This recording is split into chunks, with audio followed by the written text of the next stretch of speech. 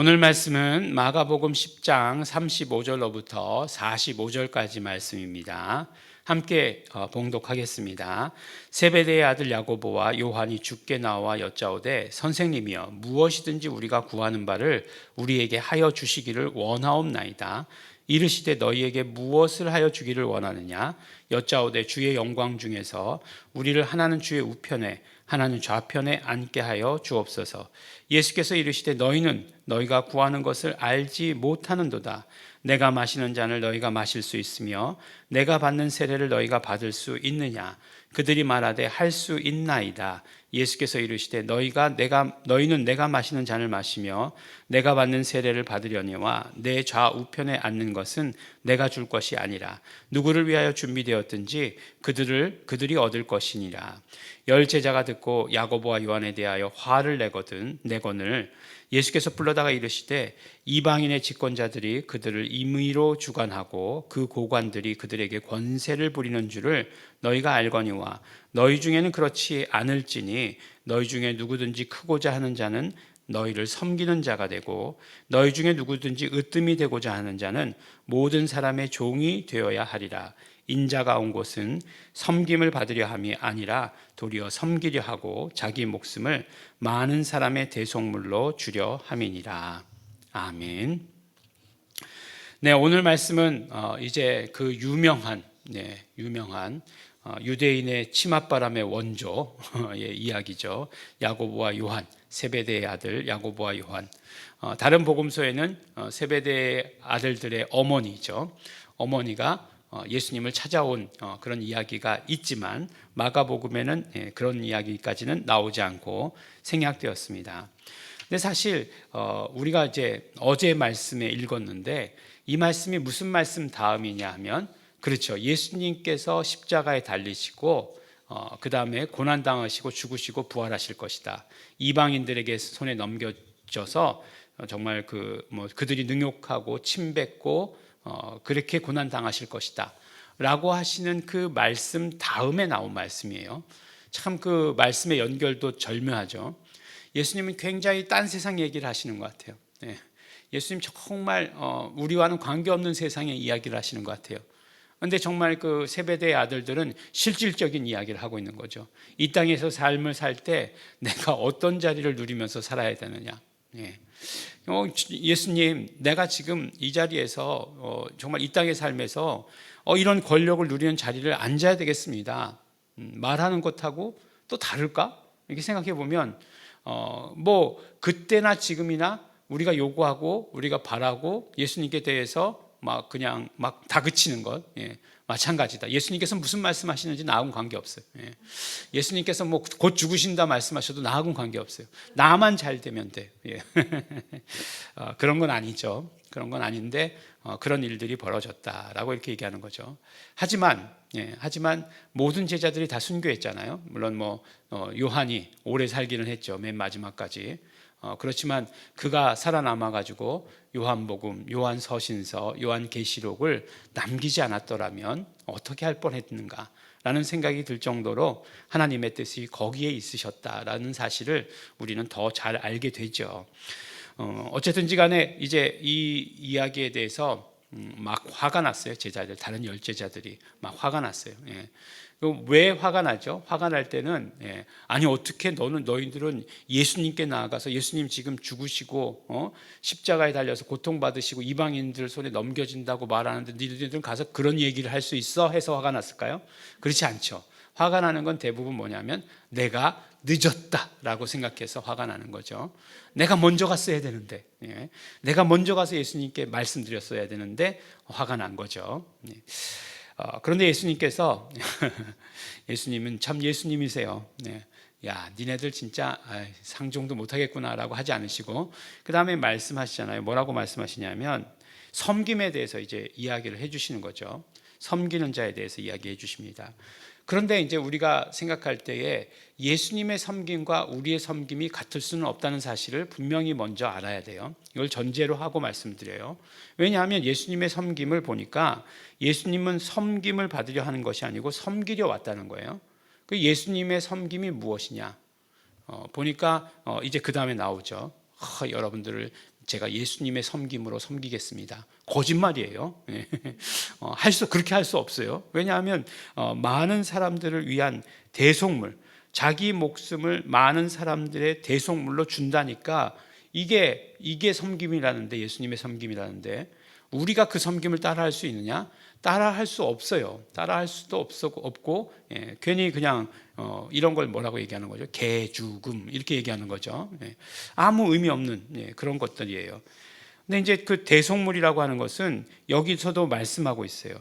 많은 사람을 위해서, 자기 목숨을 많은 사람을 위해서 주는 것, 이게 바로 대속물이 가지고 있는 말씀의 정의예요.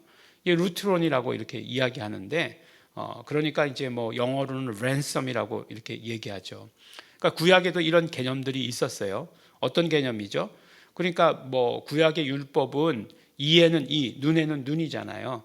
그러니까 사람을 다치게 하면 사람의 목숨으로 갚아야 되는 건데, 그럴 수 없잖아요. 만약에 소가 남의 뭐 사람을 다치게 했다.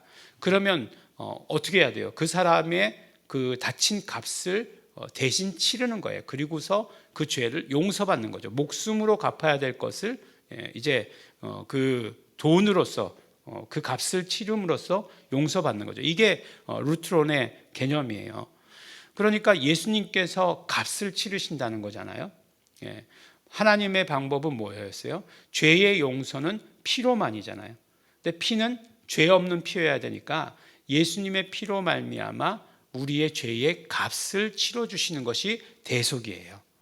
그러니까 우리가 용서받았다고 했을 때에 그냥 단순히 나는 용서받았어, 그래서 구원받았어, 할렐루야, 이걸로 끝내면, 우리 초등학교 때는 그렇게 가르칠 수 있고 그렇게 할렐루야 할 수 있지만, 우리가 지금 예수님에 대해서 알아야 할 것은 예수님께서 피 흘리셨다는 사실을 우리는 반드시 알고 기억해야 되는 거죠. 예수님께서 피 흘리심으로 말미암아 우리의 죄의 값을 치르셨다라고 하는 것이에요. 그러니까 우리는 어떤 상태예요? 죄가 없는 상태예요. 죄의 값을 다 치르셨기 때문에 우리는 죄가 없습니다. 단지 무엇이 남아있다고요? 믿음이 남아있다는 거예요. 그러니까 죄 때문에 죽는 게 아니라 믿음이 없어서 죽는 거예요. 믿음이 없어서 죽는데, 그 믿음, 그 모든 우리의 믿음만 있으면 되도록 예수님께서 해주신 게 뭐냐? 섬김이다라고 말씀해 주신 거예요. 이걸 어떻게 섬김이라고 말할 수 있을까? 참 의아하죠. 의아하지만 예수님께서 분명히 그것을 섬김이라고 하는 단어로 설명하셨어요. 대속을 섬김이다. 예수 그리스도의 하신 일이, 예수 그리스도께서 피 흘리시고 그 죄값을 치러주신 그 일이 섬김이다라고 말씀해 주신 거예요. 그래서 성경에 보면은 이렇게 값을 치르셨다라고 하는 그런 의미의 단어들이 굉장히 많습니다. 뭐 대속, 우리가 잘 아는 대로, 그 다음에 속죄, 그 다음에 또 속량이라고 하는 말이 있어요. 근데 속량이라고 하는 말은 갈라디아서에서만 이렇게 나왔죠. 그러니까 율법의 저주에서 속량하셨다. 이게 2번, 3장하고 4장하고 2번 나오는 이야기인데, 근데 그것은 뭐죠? 율법이라고 하는 이 갇힌 곳에서부터 값을 치르고 꺼내 오신 거죠. 근데 이제 속량이라고 할 때는 시장으로부터 밖으로라고 하는 그런 의미의 단어를 사용했어요. 엑사고라조라고 하는 그런 단어를 사용해 가지고 시장, 아고라라고 하는 그 시장으로부터 밖으로라고 하는 의미를 사용해서 말씀을 하셨어요. 그러니까 값을 치르시고 노예를 시장에서 사듯이 우리를 건져내신 거죠. 어디로? 아버지 집으로. 그러니까 율법의 저주라고 하는 건 뭐예요? 율법의 저주, 그 다음에 죄, 그 다음에 뭐예요? 사단. 이 다 이 한 통속 아니에요? 그러니까 그 죄를 범하면 사단의 종이 되는 거죠. 마귀의 종이잖아요. 근데 그 죄가 뭐예요? 율법으로 정한 거잖아요. 그러니까 율법의 저주, 죄, 죽음, 사망, 그 다음에 사단의 종, 뭐 다 같은 부류의 얘기예요. 거기로부터 건져내셨다. 어떻게 해요? 값을 치르셨다는 거예요. 죽음으로 값을 치르셨다는 거예요, 예수님께서. 그게 굉장히 중요합니다. 죽음으로 값을 치르신 것, 그것을 뭐라고 말씀하시죠? 섬김이다. 그러니까 우리가 예수님의 섬김을 따라한다는 것은 그건 말장난이에요. 그럼 우리의 섬김은 뭐냐? 그렇죠, 예수님의 공로죠. 예수님의 공로를 의지하는 게 우리의 섬김이에요. 어떻게 또 그게 섬김이 될 수 있을까? 그렇게 여러분 묻고 싶겠지만 그러나 예수님께서 그렇게 하라고 말씀하신 거잖아요. 결국에는 내가 섬김의 그 공로를 의지하는 자가 섬기는 자다라고 이렇게 이야기하시는 거죠. 그래서 예수님의 섬김의 공로를 의지하는 자들은 뭐예요? 용서잖아요. 용서. 나의 죄뿐만 아니라 남도 용서할 수 있는 것. 남도 용서할 수 있는 자가 그 사람이 으뜸이 되는 자예요. 다 용서할 수 있다. 그 사람이 최고예요. 그 사람이 가장 으뜸이 되는 자가 될 수 있다라고 이렇게 말씀해 주시는 거죠. 다 용서하고 용서하게 하고 그 예수 그리스도의 그 섬김에 연결되게 하는 사람들, 그 사람들이 최고다라고 이렇게 말씀해 주시는 것입니다. 예수님의 섬김은 그것이지만 우리의 섬김은 예수님의 섬김의 공로를 의지하는 것임을 오늘도 기억하시고 용서하시고 그 핏값으로 말미암아 그 값을 치르심으로 말미암아 그 값이 싸지 않다는 것, 싸지 않다는 것. 이제 호주에서 꿀을 보내주셨는데 주실 때 비싼 거예요 이렇게 말씀해 주셨다는 거예요. 그래서 그 받으면서 귀하구나 이렇게 생각하게 됐다는 거죠. 비싼 거예요. 근데 이 땅의 값으로는 아주 책정할 수도 없을 만큼 비싼 거예요.